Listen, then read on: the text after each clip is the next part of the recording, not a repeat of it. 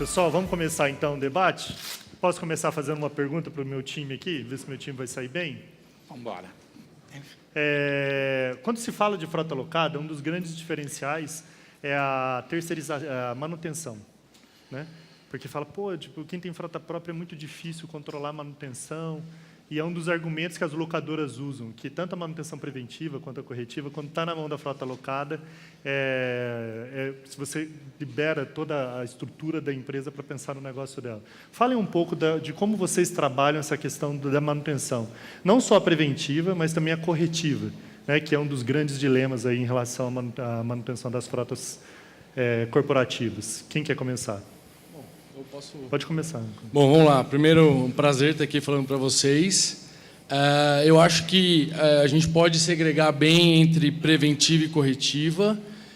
As manutenções preventivas, elas são mais simples de serem controladas, porque as próprias montadoras, elas divulgam os planos e não tem muito o que fugir.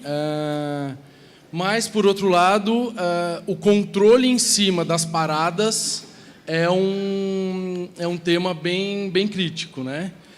Capilaridade de rede, nem sempre as oficinas ou concessionárias estão preparadas para receber os carros de frotistas. A gente sabe que a grande maioria de vocês tem tempos muito curtos para deixarem os carros parados. Então, nós, do nosso lado, usamos nossa expertise para indicar os melhores centros automotivos ou concessionárias para transformar esse tempo no menor tempo possível, tá? E na manutenção corretiva. A manutenção corretiva é, de fato, alguma coisa que a gente consegue prever ou... nem sempre a gente consegue prever, na verdade, porque depende muito da utilização do carro, depende do usuário, depende da região de circulação. E, para isso, a gente tem os nossos times especializados que fazem toda a regulação das manutenções. Então, a gente vai identificar se é necessária a troca daquela peça ou não, se o tempo que a peça... qual é o timing de troca da peça. E a gente consegue identificar, em muitos casos, se é um desgaste do produto e acionar a montadora para garantia, ou a gente faz a troca com um rigor mais aprofundado, e também usando a nosso grande escala. A gente consegue atender aí 100% do território nacional com um nível de serviço bem elevado. Do nosso time aqui, tem alguma... Dá para complementar a resposta dele? Então, por favor. Para ninguém ficar falando mais do mesmo, vamos sempre complementar.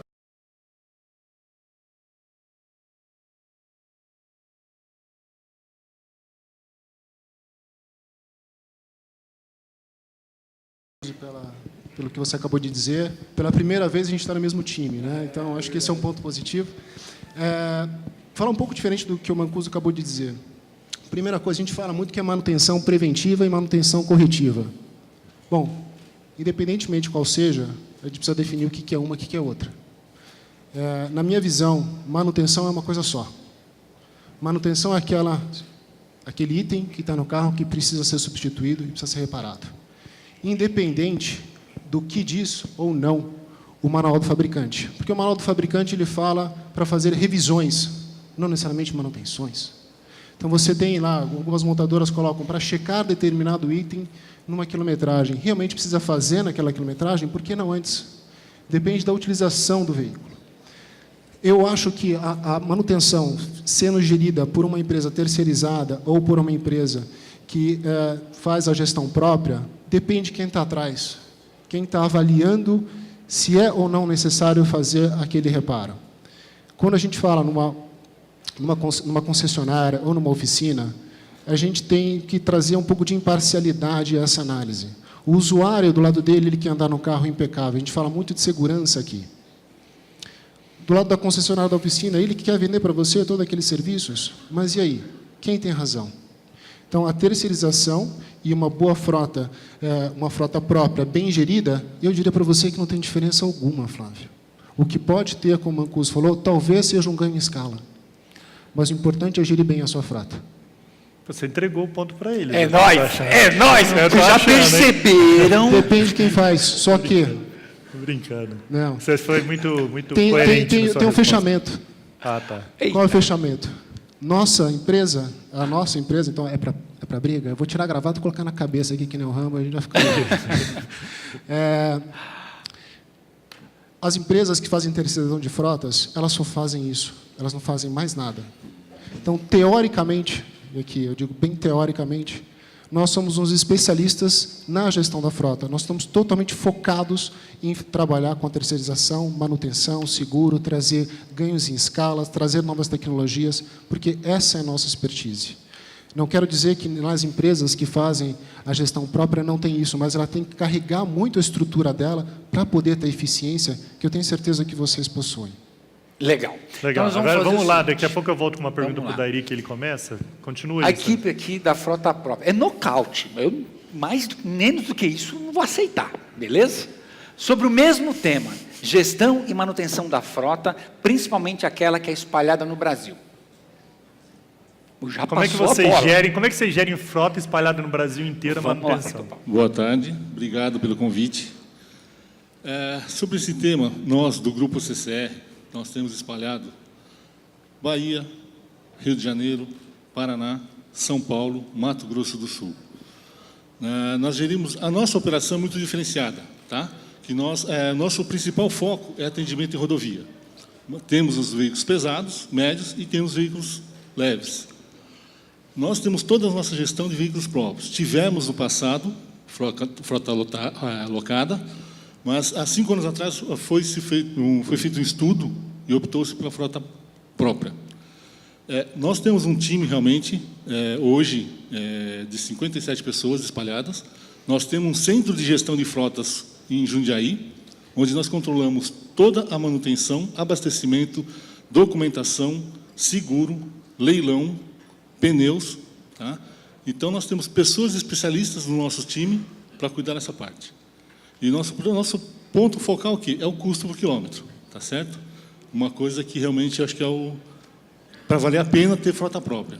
Eu acho que para a frota própria você depende muito do portfólio da empresa, né? Aquilo que para realmente estudo bem feito, um controle bem rígido, principalmente da manutenção, que vou citar aí um exemplo, um custo para compensar que nossos veículos nós tocamos aí de 3 a 5 anos ou acima de 150 mil. Ele tem que girar em torno de 5% a 8%. Nosso custo por quilômetro, hoje, está entre 6% e 7%. Então, compensa. Porque o nosso foco não é lucrar em cima do veículo. Tá? Nós usamos o veículo até contabilmente, tá? Sem residual, contábil, e levamos a leilão. É o que compensa para a gente. Porque o que entrar, entre aspas, é lucro. Mas o controle da frota, da manutenção do veículo é essencial. Tem que ter um controle muito rígido. Parâmetros bem fechados, bem controlados, para realmente compensar esse investimento. Eu vou mudar de tema já, porque eu estou achando que está dando um empate aí as duas respostas. Você achou? E eu quero Ele achou. E eu quero jogar uma outra pergunta para o seu time aí agora. Tá mudando as regras. Que Né? agora Tá eu bom, vou tá dar, bom, vai agora, fundo. agora acho que quero ver eles, eu quero que o Edrei ou o Adilson respondam. Desmobilização e mobilização de frota. Tipo, a frota locada, quando ela é locada, a locadora assume todo esse processo, né, de tanto comprar o veículo quanto vender o veículo. Como é que vocês fazem isso, né, para conseguir operacionalizar toda a mobilização e depois aí, de um determinado tempo que vocês têm, cada empresa deve ter o seu, desmobilizar toda essa frota para depois mobilizá-la de novo? Eu ajudei vocês aqui, não ajudei? Vamos ver lá, como é que vocês fazem lá na Cargill? Primeiramente, boa tarde e obrigado por estar aqui, né? Falar de Cargill é um tanto diferente quando a gente toca em situação de frota, né? Para se ter uma ideia, a gente roda desde a região de São Paulo, atendendo a sede, como, por exemplo, em Santarém, no meio do mato, plantando soja. Então, a gente tem uma capilaridade muito grande. Mas no intuito de, pensando na capilaridade, a distância, o tipo de carro que tem que comprar e como comprar, a Cargill usa uma estratégia que, no meu ponto de vista, eu estou há 20 anos em gestão de frota. Hoje, o conceito que a Cargill tem é fantástico em termos de estratégia de mercado. Nós temos um grupo vinculado à área de shirtings que busca grandes oportunidades. Então, assim como as locadoras, nós trazemos as montadoras para dentro da Cargill, negociamos diretamente com eles, descontos agressivos, condições de pagamento, rede de atendimento também, e conseguimos ter grandes vantagens na compra, sempre amparado em produto versus atividade versus necessidade. É até engraçado falar em atividade e necessidade, mas a atividade de entrar no meio de uma fazenda de soja é muito diferente do que a necessidade de ter que ir lá para negociar soja. E aí o carro dura 3 anos na companhia ou 100 mil quilômetros como uma meta de custo-benefício, pensando na condição do custo de KM rodado, TCO do carro e tudo mais. O processo de venda, para nós da Cargill, ficou amparado na visão de que a gente pode beneficiar o usuário do veículo. Então, nós trabalhamos da seguinte maneira: todo usuário da frota da Cargill ele tem direito de comprar o veículo que a Cargill é dona. Então, nós damos um desconto forte de mercado, para que ele cuide muito bem do carro, reduzindo despesa, reduzindo manutenção, reduzindo desgaste desnecessário no carro, porque ele pode pensar que daqui a um período o carro passa a ser dele. Qual o desconto, Eder? 25% hoje sobre avaliação de 3 tabelas. E aí, nessa condição, a gente desmobiliza muito rápido o carro, a gente não fica com ele na virada do mês, quando se troca o produto.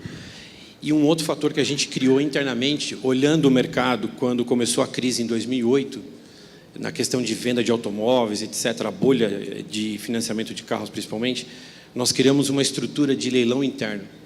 Então, a gente olhou muito o que o leiloeiro faz hoje na web, um leilão eletrônico, e copiamos essa ideia para uma ferramenta muito simples dentro da própria empresa, onde a gente expõe o carro em qualquer filial, em qualquer lugar do Brasil, a gente expõe ele dentro de uma web na nossa intranet, e os funcionários podem dar lances nos carros. A gente consegue recuperar dos 25% de 12% a 15% do valor do desconto. Então, a gente consegue fazer uma boa venda, valorizando o produto, não afetando tanto o bolso do funcionário e, ao mesmo tempo, desmobilizando muito rápido. Tem mais ou menos, de 2008 para cá, eu só fiz a venda de um veículo fora da empresa, que era um veículo específico, blindado. Eu tive que fazer uma venda fora. O resto são todos vendidos dentro da companhia, visando o benefício do funcionário. Como a resposta foi boa, nem vou deixar o Adilson responder agora. Vou passar para o Dairic. Faz bem. Eu vou deixar o Dairic responder.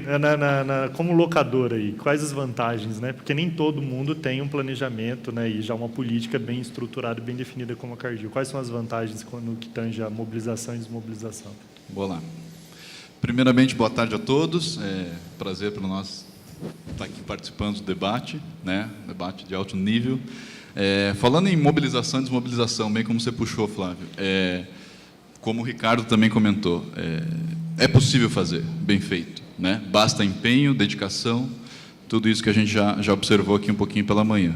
Mas a diferença que nós colocamos na mesa é qual é o teu foco, qual é o core business. Esse é o nosso core business, né? Fazer gestão, fazer terceirização de frota, ter os profissionais adequados, né? Fazendo as análises adequadas, sejam elas técnicas ou de viabilidade.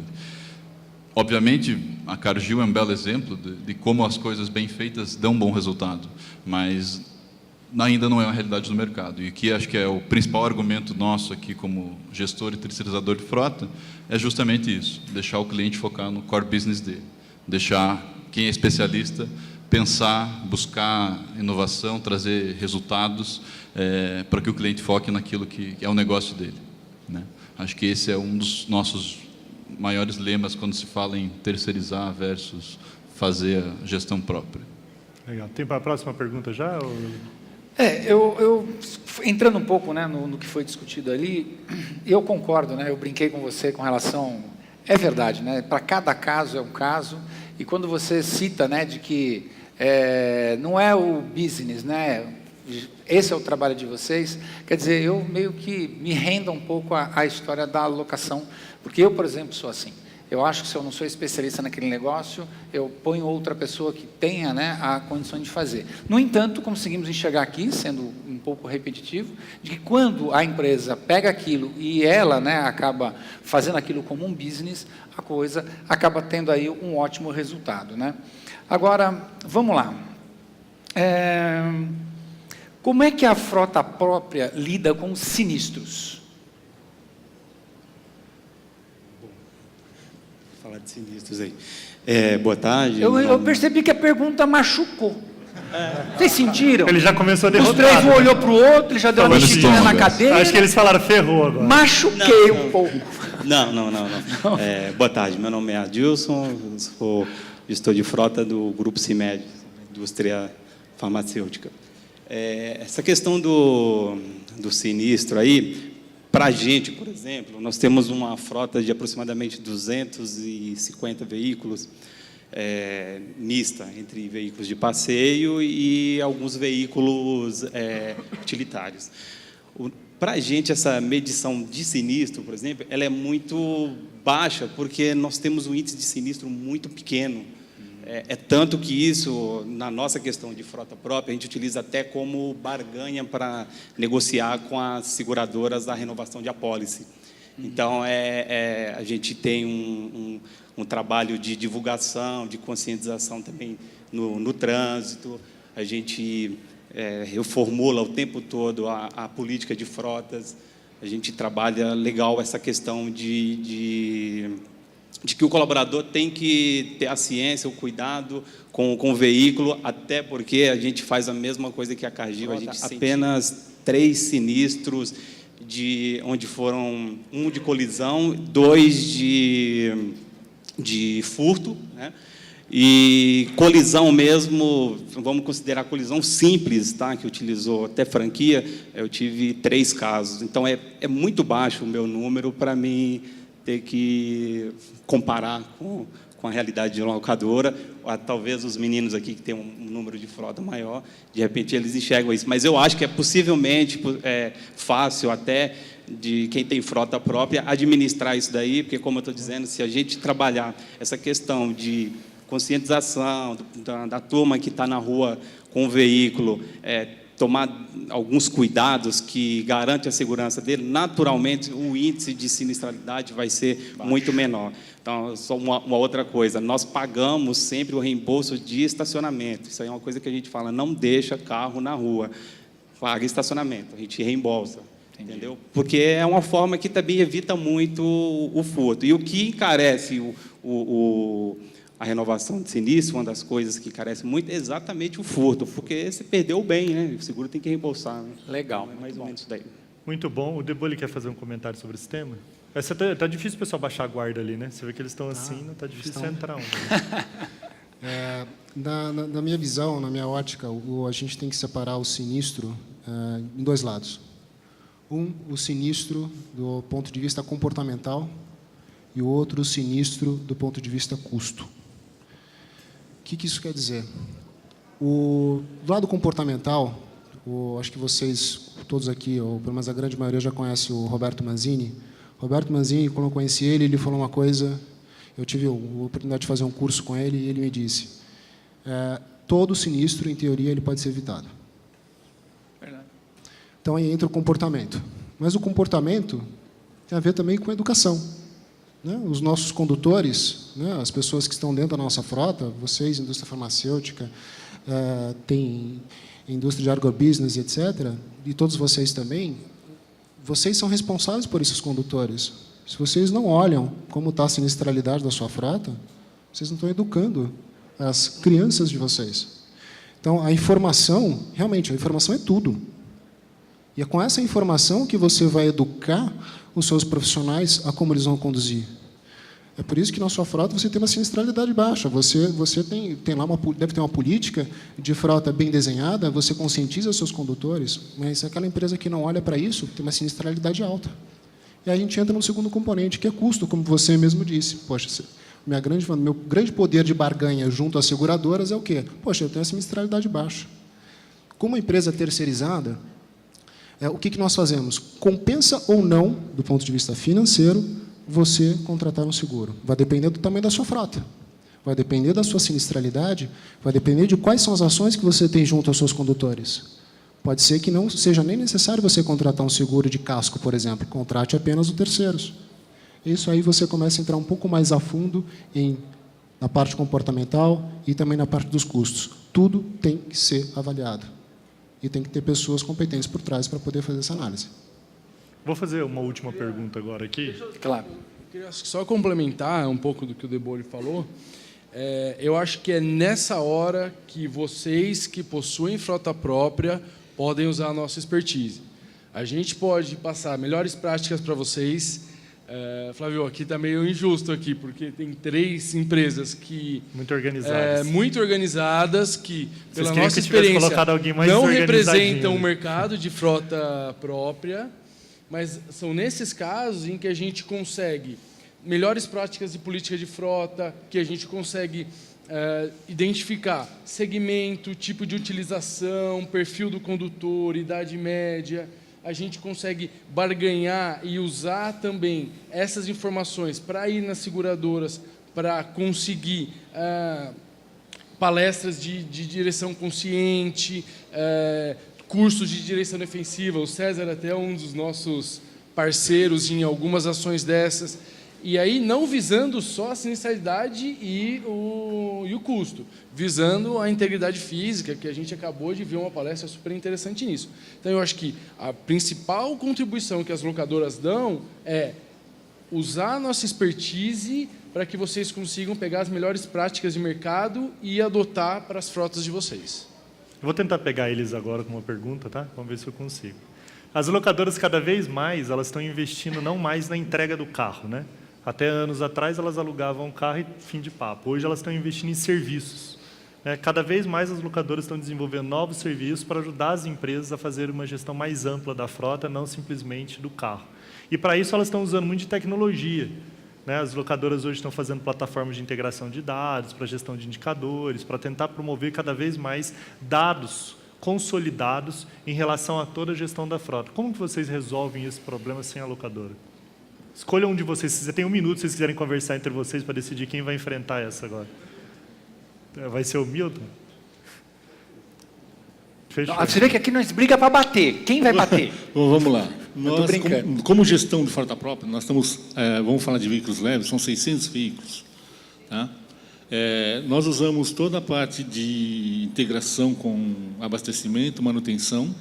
E esse nosso parceiro, todo dia, esses arquivos do sistema deles são baixados para o nosso sistema de gestão de frota próprio, tá? Onde a gente consolida todos os dados que precisamos. Então, assim, eu preciso de um relatório disso, eu instalo, vou lá e emito. Tá? Então, assim, como falou, realmente tem que ser uma gestão muito bem ajustada, muito bem controlada, para dar essa compensação.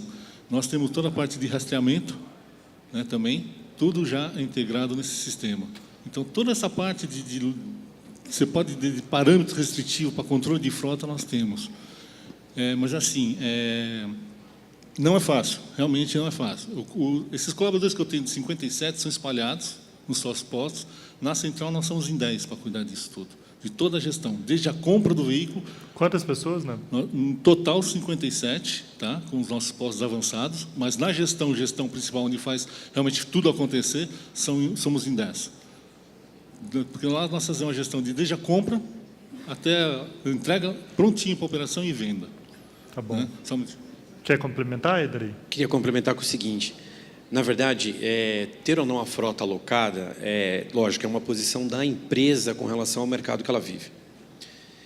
Estudos que a gente tem dentro da Cargill, a gente chegou a conclusões da seguinte situação.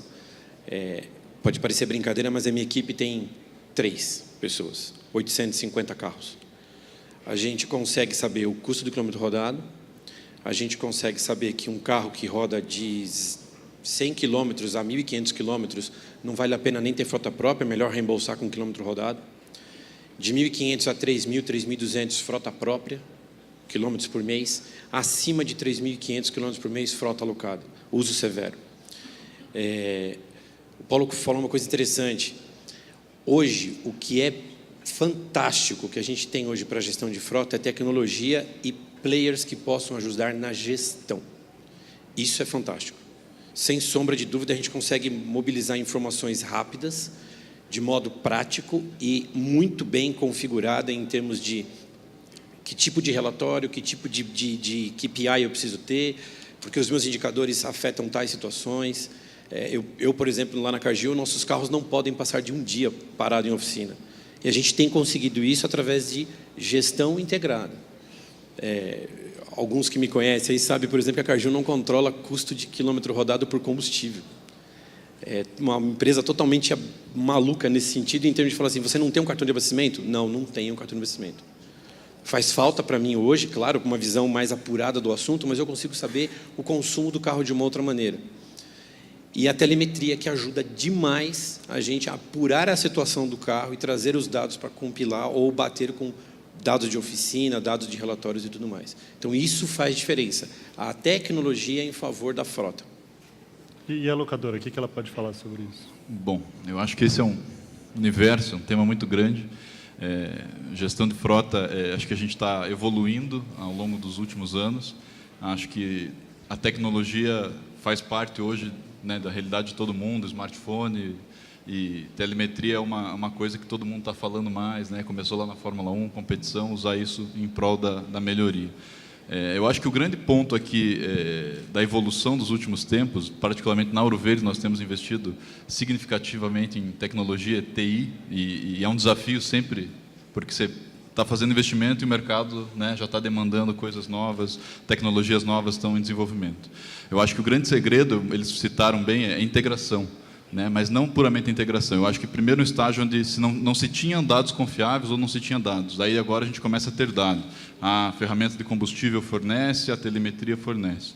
Mas eu, sinceramente, e nós na Ouro Verde acreditamos que esses dados são muito importantes, mas eu acho que a qualidade de gestão com os dados soltos, você consegue atacar alguns indicadores. Agora, a eficiência e a efetiva eficiência operacional você consegue quando você começa a fazer ensaios e cruzando dados, e você consegue começar a ver comportamento de condução, e aí você começa a ver a possibilidade de redução de custo, né, de combustível, que é uma grande possibilidade de redução.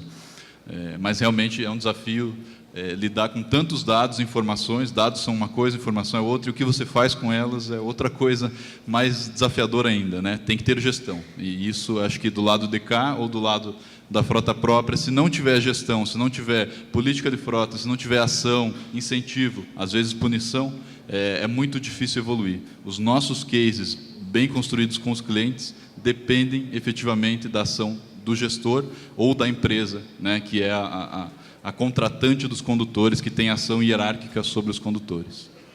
Eu acho que a brincadeira aqui não é tentar ver quem é o melhor, né? Claro. Nem a frota própria, nem a frota local. A gente pegou 3 locadoras que são referência no mercado, que fazem um excelente trabalho em gestão, e pegamos 3 empresas muito bem organizadas também em frota própria. O que a gente quer, na verdade, é só fomentar a discussão, porque, como o Debolho ou o Mancuso disse, a questão é que cada caso é um caso, né? E talvez os 3 ainda não sejam uma referência de mercado.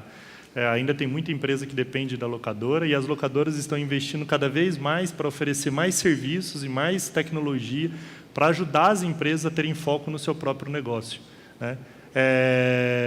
Mas eu acho que o que importa mesmo aqui nesse debate é a gente entender que você tem 2 vertentes, né? Você tem uma vertente que é a terceirização de frota e você tem a frota própria. Aqui está a Ruth, o pessoal dos Estados Unidos, que lá nos Estados Unidos, na Europa, leasing operacional, locação, já é a grande maior parte. A gente até fala de indicador aqui no Brasil que quanto mais a locação cresce, parece que mais a profissionalização do setor vem junto, né? Porque as empresas que começam a se profissionalizar, elas começam a falar, não, vamos terceirizar isso. Só que a gente tem um desafio aqui no Brasil também, é que as locadoras comecem a acelerar um pouco mais esse processo de entender a gestão e começar a oferecer serviços. Então, a gente trouxe aqui 3 locadoras que estão muito empenhadas nisso, e temos 3 empresas com frota própria que são exemplos aí na sua própria gestão da frota própria. E com certeza, né, a gente observa que o calcanhar de Aquiles aí é porque a frota própria ela tem um certo domínio ali do condutor nas práticas, né? Enquanto a gente observa hoje que as locadoras estão cada vez mais preocupadas com isso, né? Em algum momento poderia parecer um atrevimento, né, a locadora entrar dentro daquela empresa tentando passar uma série de conceitos de boa conduta, né, à direção do carro, e o que a gente tem notado é que as empresas, por suas vezes, né, estão vendo com bons olhos, né, essa intervenção da locadora para que o bem seja utilizado da melhor forma possível, né? É a locadora que fala, eu não quero só te dar um carro, eu quero te mostrar a melhor forma de você utilizar o carro. Com certeza, nos Estados Unidos ou na Europa, enfim, dá muito certo, porque essa cultura ela já é nata, né, daquelas pessoas, cultura essa que a gente tem que cultivar cada vez mais aqui no Brasil. Uma salva de palmas para a frota própria, frota locada. Não importa a decisão que você tome, o que importa é que você faça a melhor gestão possível. Obrigado. Obrigado, pessoal. Fique à vontade. Obrigado. Ai, ai.